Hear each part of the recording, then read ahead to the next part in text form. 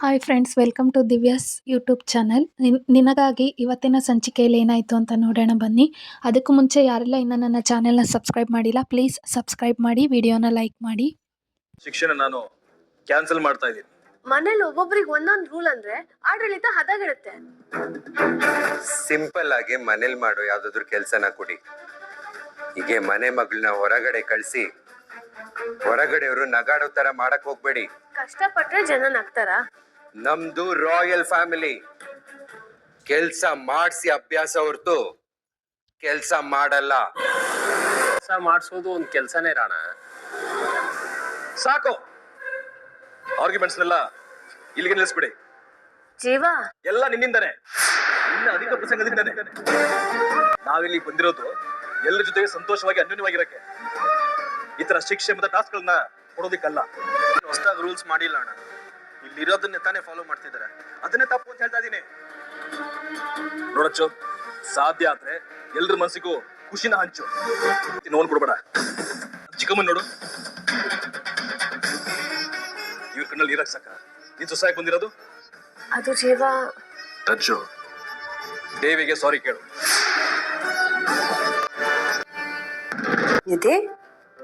ಇದ್ಯಾಕೆ study room ಬಿಟ್ಬಿಟ್ಟು ಇಲ್ಲಿ ಬರ್ಕೋತಿದ್ಯಾ?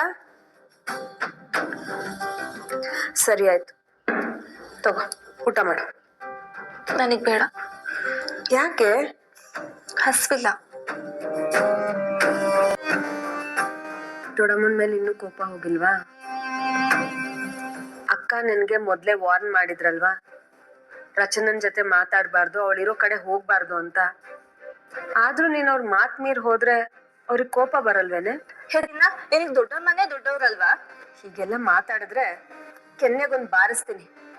ಏನ್ ಅನ್ಕೊಂಡಿದ್ಯಾ ವಜ್ರೇಶ್ವರಿ ಅಕ್ಕ ಅಂದ್ರೆ?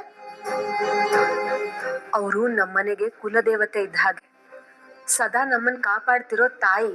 ನಿಮ್ ಅಕ್ಕಂಗ್ ಏನಾದ್ರು ಅಂದ್ರೆ ನಿನಗ್ ಮೈಯೆಲ್ಲ ಹತ್ಕೊಂಡು ಉರಿಯುತ್ತೆ ಅಲ್ವಾ? ಇದೇ ತರ ಫೀಲಿಂಗ್ ನನಗೂ ನಮ್ಮ ಅಕ್ಕನ ಬಗ್ಗೆ ಇದೆ.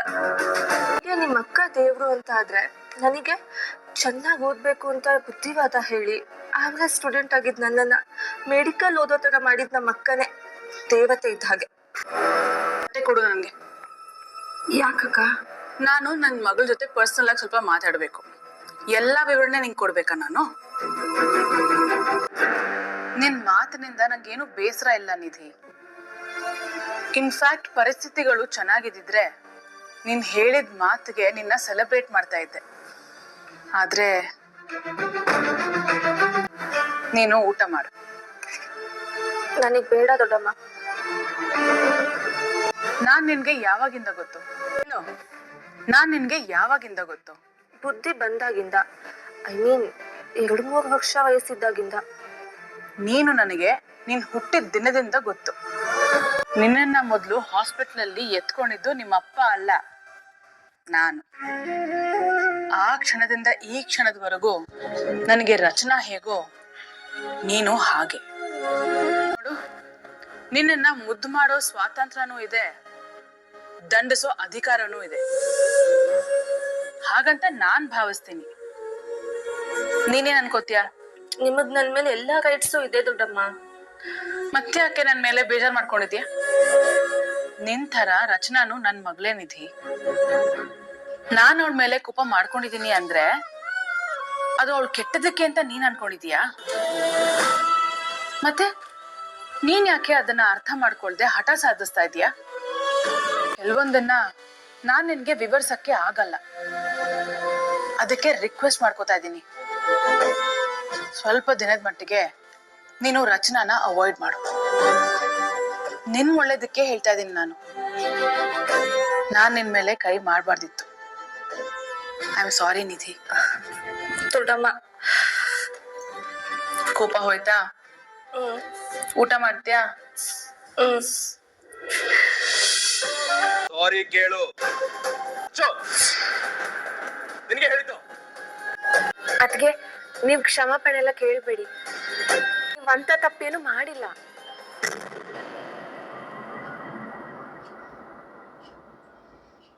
ಸಾರಿ ದೇವಿ. ಏನಣ್ಣ ನೀನು ಅದಕ್ಕೆ ಸಾರಿ ಎಲ್ಲ ಕೇಳಿಸ್ಬಿಟ್ಟಲ್ಲ. ಸುಮ್ನಿರ್ತೀಯಾ? ಈಗಾಗ್ಲೇ ಸುಸ್ತಾಗಿ ಬಂದಿದ್ಯಾ. ಹೋಗಿ ರೆಸ್ಟ್ ತಗೋ ನಡಿ. ಜೀವನದಲ್ಲಿ ಇಷ್ಟೆಲ್ಲ ನೋಡಿದ ಮೇಲೂ ಬಿದ್ದು ಎದ್ದ ಮೇಲೂ ನಿನ್ ಕೋಪನ ಇನ್ನೂ ಕಂಟ್ರೋಲ್ ಮಾಡಕ್ ಆಗ್ತಿಲ್ಲ ಅಲ್ಲ ಅವನಿಗೆ. ಈ ಕುಡಿತದ ತರ ಕೋಪನು ಒಂಥರ ನಶೆನೆ. ತಲೆಗೆ ಹತ್ತಿದ್ರೆ ಮನುಷ್ಯ ತನ್ನ ವಿವೇಕನ ಮರಿತಾನೆ, ವಿವೇಚನೆನ ಕಳ್ಕೊತಾನೆ.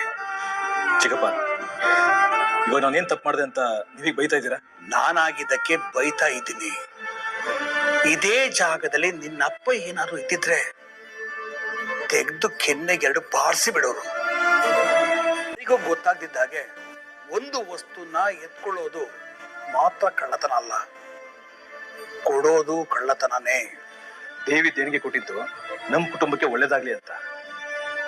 ನಮ್ಗೆ ಯಾರಿಗಾದ್ರು ಹೇಳಿದ್ರೆ ಕುಟುಂಬಕ್ಕೆ ಒಳ್ಳೇದಾಗೋದು ಬೇಡ, ಹಾಗಾಗಿ ಕೊಡೋದು ಬೇಡ ಅಂತ ಹೇಳ್ತಿದ್ವಾ? ಸರಿ, ಕೊಟ್ಲು. ಅದಾದ್ಮೇಲೆ ಹೀಗೀಗೆ ಅಂತ ಬಂದು ಏನಾದ್ರು ಹೇಳಿದ್ಲ? ಅಲ್ಲಿಗೆ ಇದನ್ನ ಇವ್ರಿಗೆ ಯಾಕೆ ಹೇಳ್ಬೇಕು ಅಂತ ಹೇಳೋ ಬುಡಾಪೆನ? ಇವ್ರಿಗೆ ಹೇಳಿದ್ರೆಷ್ಟು ಬಿಟ್ರೆಷ್ಟು ಅಂತ ಹೇಳೋ ಅಹಮ. ಇದೇನು ತವ್ರ ಮನೆ, ಅವಳಿಗೆ ಏನೇ ಮಾಡಿದ್ರು ನಮ್ಮ ಮಗು ಅಂತ ನಾವು ಹೊಟ್ಟೆಗೆ ಹಾಕೊಂಡು ಸುಮ್ಮನೆ ಆಗ್ತೀವಿ. ಅವಳು ನಾಳೆ ಮದುವೆಯಾಗಿ ಸೊಸೆಯಾಗಿ ಇನ್ನೊಂದು ಮನೆಗೆ ಹೋದ್ಮೇಲೆ ಅಲ್ಲೂ ಹೀಗೆ ಮಾಡಿದ್ರೆ ಏನಂತ ಉತ್ತರ ಕೊಡ್ತೀಯ? ರೀ, ನನ್ನ ತಂಗಿ ಇರೋದೇ ಹಾಗೆ, ಬೇಕಾದ್ರೆ ಇಸ್ಕೊಳ್ಳಿ, ಇಲ್ಲ ಅಂದ್ರೆ ನಮ್ಮ ಮನೆ ಕಳ್ಸಿ ಅಂತ ಹೇಳ್ತೀಯ? ಫಸ್ಟ್ ಆಫ್ ಆಲ್, ಈ ಶಿಕ್ಷೆ ಅಂತ ಯಾಕೆ ಕೊಡ್ತಾರೆ? ಈ ತಪ್ಪಿಗೆ ಪಶ್ಚಾತ್ತಾಪ ಪಡ್ಲಿ, ಅದನ್ನ ತಿದ್ಕೊಂಡು ಸರಿ ದಾರಿಗೆ ಬರ್ಲಿ ಅಂತ ತಾನೆ. ತಪ್ಪು ಮಾಡಿರೋದು ದೇವಿ ಆದ್ರೆ ಸಾರಿ ಕೇಳ್ಬೇಕಾಗಿರೋದು ರಚನನ. ಶಿವ, ಚೆನ್ನಾಗಿದೆ ಕಣೋ ನಿನ್ ನ್ಯಾಯ. ಸೂಪರ್ ಸ್ಟಾರ್ ಆಗಿ ತೊಳ್ಕೊಳ್ಳೋಳು ಎಲ್ಲವನ್ನು ಬಿಟ್ಟು ನಮ್ಮ ನಡುವೆ ನಮ್ ಜೊತೆ ಒಬ್ಳು ಸಾಮಾನ್ಯಳಾಗಿ ಬದುಕ್ತಾ ಇದ್ದಾಳೆ. ಕೆಟ್ಟು ಕುಲಗೆಟ್ಟಿರುವ ಈ ಮನೆನ ಸರಿಪಡಿಸೋದಕ್ಕೆ ಹರಸಾಹಸ ಪಡ್ತಾ ಇದ್ದಾಳೆ. ನೀನ್ ಅವಳಿಗೆ ಜೊತೆ ಆಗಿರೋದು ಬಿಟ್ಟು ಅವಳಿಗೆ ಇವಳ ಜೊತೆ ಸೇರ್ಕೊಂಡು ನೀನು ಕಾಟ ಕೊಡ್ತೀಯ? ಸರಿಯಲ್ಲ ಇದು. ಜೀವ, ಹೋಗಿ ಅವಳನ್ನ ಕ್ಷಮಾಪಣೆ ಕೇಳೋ. ಶಿಕ್ಷೆ ಕೊಟ್ಟಿದ್ದಕ್ಕೆ ರಚನಾ ಮೇಲೆ ನಂಗೆ ಸಿಕ್ಕಾಪಟ್ಟೆ ಕೋಪ ಆಯ್ತು.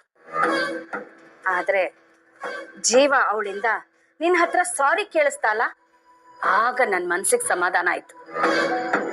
ದೇವಿ ಗಾರೆ ಕೆಲಸ ಮಾಡೋದು ನೋಡಿ ಆ ಸಂಜೀವ ಎಮೋಷನಲ್ ಆಗಿ ಚಾರ್ಜ್ ಆಗಿದ್ದ.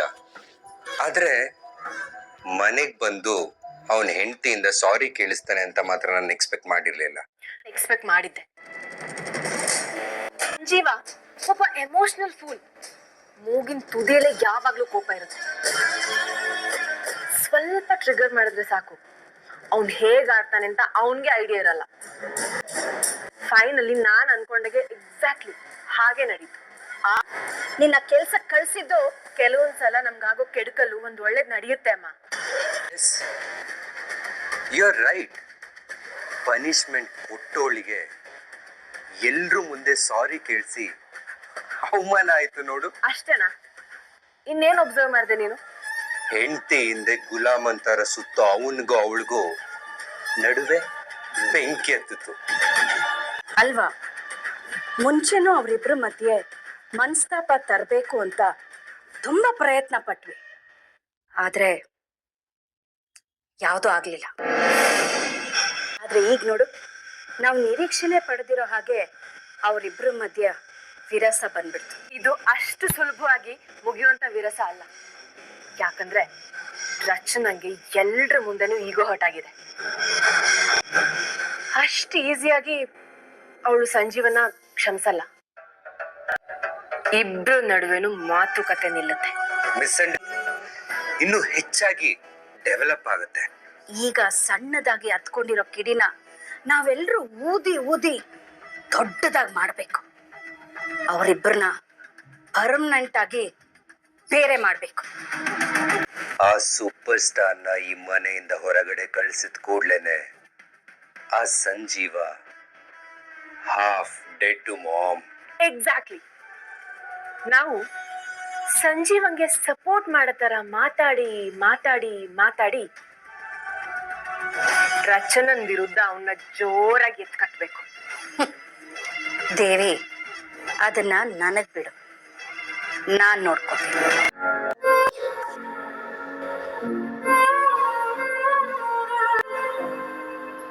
ಏನ್ ಬೇಬಿ? ನಾನು ಸ್ಕೂಲ್ ಹೋಗುವಾಗ ನೀನು ಕೆಲವು ರೂಲ್ಸ್ ಹೇಳ್ತಾ ಇದ್ದಲ್ಲ, ಯಾಕೆ? ನಿನ್ ಸೇಫ್ಟಿಗೆ. ಆ ರೂಲ್ಸ್ ನ ಒಂದ್ಸಲ ಹೇಳು. ಕಂದ, ನಿನಗೆ ಗೊತ್ತಿದೆಯಲ್ಲ. ಇಲ್ಲಿ ಪರವಾಗಿಲ್ಲ, ಹೇಳು. ರೂಲ್ ನಂಬರ್ 1, ಗುರುತು ಪರಿಚಯ ಇಲ್ದವ್ರ ಹತ್ರ ಮಾತಾಡಬಾರ್ದು. ರೂಲ್ ನಂಬರ್ 2, ಯಾರಾದ್ರೂ ಏನೋ ತಿನ್ನಕ್ ಕೊಟ್ರೆ ಬ್ಲೈಂಡ್ ಆಗಿ ತಗೊಂಡ್ ತಿನ್ಬಾರ್ದು. ಆಮೇಲೆ ನನ್ನ ಗಮನಕ್ಕೆ ಬರದೆ ಎಲ್ಲಿಗೂ ಹೋಗ್ಬಾರ್ದು, ಏನನ್ನು ಮಾಡಬಾರ್ದು. ಈ ರೂಲು ನನಗ್ ಮಾತ್ರ ಅಪ್ಲೈ ಆಗುತ್ತಾ? ದೇವಿ ಎತ್ತಂಗಾಗಲ್ವಾ? ಕೇಳ್ತಿದ್ದಾಳಲ್ಲ, ನಿನ್ನ ಗಮನಕ್ಕೆ ಬರದೆ ನಿನ್ ಮಗಳು ಏನು ಮಾಡೋ ಹಾಗಿಲ್ಲ ಅನ್ನೋವಾಗ ದೇವಿ ಯಾರ ಗಮನಕ್ಕೂ ಬರದೆ ಲಕ್ಷಾನ್ಗಟ್ಲೆ ದೇವಸ್ಥಾನಕ್ಕೆ ಡೊನೇಷನ್ ಕೊಡೋದು ನಿನ್ ಪ್ರಕಾರ ಮಹಾನ್ ದೊಡ್ಡ ಕೆಲ್ಸ. ನನ್ ತಂಗಿ ಕೆಲ್ಸ ಮಾಡಿದಕ್ಕೆ ಹೊಟ್ಟೆ ಹೊರ್ಕೊಂಡು ಬೊಬ್ಬೆ ಹೊಡಿಯೋ ನಿನಗೆ ಅವಳು ಆ ಕೆಲ್ಸನ ಯಾಕೆ ಮಾಡ್ಬೇಕಾಗ್ ಬಂತು ಅನ್ನೋದು ಮರ್ತೋಗುತ್ತಾ? ಪ್ರೊಡ್ಯೂಸರ್ನ ಉಳಿಸ್ಬೇಕು ಅಂತ ನೀನೇ ರಚನನ ಶೂಟಿಂಗ್ ಕರ್ಕೊಂಡು ಹೋದ್ರು ಈ ಮನೆಯವ್ರ ಶಿಕ್ಷೆ ಕೊಡುವಾಗ ನೀನ್ ಅವಳ ಪರ ಮಾತಾಡಲ್ಲ, ಶಿಕ್ಷೆನ ಒಪ್ಕೊಂಡ್ಬಿಡ್ತೀಯ. ಕೇಳಿದ್ರೆ ಯಾಕೆ ಇಶ್ಯೂನ ದೊಡ್ಡದು ಮಾಡೋದು ಅಂತ ಸಮಜಾಯಿಸಿ ಬೇರೆ. ತಪ್ಪು ಮಾಡದೇ ಇದ್ರು ರಚನಾ ಶಿಕ್ಷೆ ಅನುಭವಿಸೋದು ಓಕೆ ನಿನಗೆ, ಯಾಕೆಂದ್ರೆ ಕುಟುಂಬದ ಮರ್ಯಾದೆ ಹಾಳಾಗ್ಬಾರ್ದಲ್ವಾ? ನಿನ್ ತಂಗಿ ಅಂತ ಬಂದಾಗ ಅವಳು ತಪ್ಪು ಮಾಡಿದ್ರು ಅಯ್ಯೋ ಅನ್ಸುತ್ತೆ, ಪಾಪ ಅನ್ಸುತ್ತೆ. ಅದ್ರಲ್ಲೂ ಅಣ್ಣನ ಹಾರ್ಟು ಹರ್ಟ್ ಆಗುತ್ತೆ. ಹೆಂಡತಿ ಅಂತ ಬಂದಾಗ ಯಾರವಳು ನನ್ನ ಹೆಂಡತಿ, ಬೈದ್ರೆ ಬೈಸ್ಕೋತಾಳೆ, ಹೊಡೆದ್ರೆ ಹೊಡೆಸ್ಕೋತಾಳೆ, ನಾನ್ ಹೇಳ್ದಂಗ್ ಕೇಳ್ತಾಳೆ, ಅವಳು ನನ್ ಪ್ರಾಪರ್ಟಿ ಅನ್ನೋ ಉಡಾಫೆ ಅಲ್ವಾ? ನಾನು ದೇವಿನ ಸಾರಿ ಕೇಳಲ್ಲ, ಅದೇನ್ ಮಾಡ್ಕೋತೀಯ ಮಾಡ್ಕೋ ಹೋಗು ಅಂತ ರಚನಾ ಒಂದು ಮಾತು ಹೇಳಿದಿದ್ರೆ ಮನೆಯವ್ರ ಮುಂದೆ ನಿನ್ ಮರ್ಯಾದೆ ಏನಾಗ್ತಿತ್ತು? ವಿವೇಚನೆ ಇರೋ ಮನುಷ್ಯನಿಗೆ ಇದಕ್ಕಿಂತ ಹೆಚ್ಚಿಗೆ ಏನು ಹೇಳ್ಬೇಕಾಗಿಲ್ಲ. ಬಾ ಕೃಷ್ಣ. ಯಾರನ್ನೋ ಕಂಡಂಗಾಯ್ತಲ್ಲ, ಆದ್ರೆ ಯಾರು ಇಲ್ಲ. ಯಾಕೆ ಹೀಗಾಗ್ತಿದೆ ನಂಗೆ?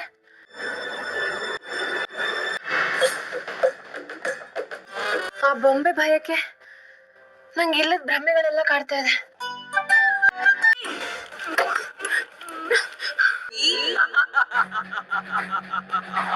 ದೇವಿಗೆ ದೆವ್ವಗಳು ಕಾಟ ಕೊಡೋಕ್ಕೆ ಸ್ಟಾರ್ಟ್ ಮಾಡ್ತವೆ. ಅಲ್ಲಿಗೆ ಎಪಿಸೋಡ್ ಮುಗಿಯುತ್ತೆ. ಯಾರೆಲ್ಲ ನನ್ನ ವಿಡಿಯೋನ ನೋಡಿದ್ರೋ ಎಲ್ಲರಿಗೂ ತುಂಬು ಹೃದಯದ ಧನ್ಯವಾದಗಳು.